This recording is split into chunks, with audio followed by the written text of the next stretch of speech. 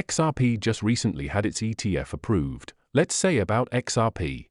I've seen videos talking about how XRP can go up to $10,000 per coin, wondering how it makes sense to me. There were discussions on internet believing XRP could someday replace SWIFT based on its abilities, settling transactions speedily and cost-efficient at the same time. I'm skeptic about this input for the reason hegemony and politics is in the way.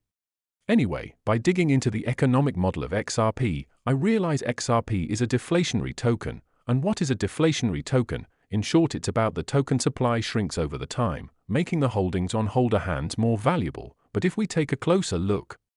Wait. Let's talk a bit of the bigger picture before getting to this piece of content. So, when XRP was born in 2012, it came along with a fixed supply of 100 billion tokens that were all already minted. Unlike Bitcoin or Ethereum, going through the POW, everyone has to mine for the coin. XRP is not. 80% of it, or 80 billion of XRP to be precise, went straight to Ripple Labs, who? They themselves, and the other 20 billion got split to the founders and team, and yes, they hold generally 100% of the coins when it first started. They are the largest holder, then periodically they sell it to investors, even big institutions. Only then, XRP will flow out to the market for circulation. Up till now, roughly about 58.4 billion XRP are in circulation, with the remaining 41.6 billion held by Ripple, mostly in escrow.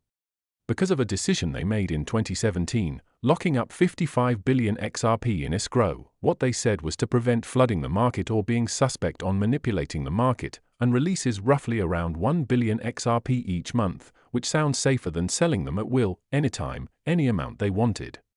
Although they kept the effort of making XRP least depreciating, like what we've mentioned earlier, me think the supply by releasing only 1% of the total supply to the market each month, and with its burning mechanism like burns 0.00001 XRP each transaction, shrinking the existing token supply, the magical moment have arrived. From 2012 to now, XRP burned a wholesome total supply of 14 million coins.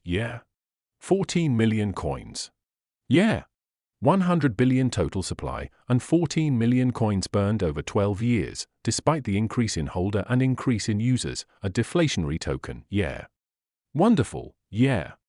Anyway, enough trash talk. The deflation route comparing to Ethereum is totally a different level. Consider if the economy model cannot rely on deflation to present its value over the time. Adoption and increase in user for equally share the weight against users might be the only way at the time. For adoption is that when people believe you got something's other doesn't have and prefer to use yours, maybe like what they claimed.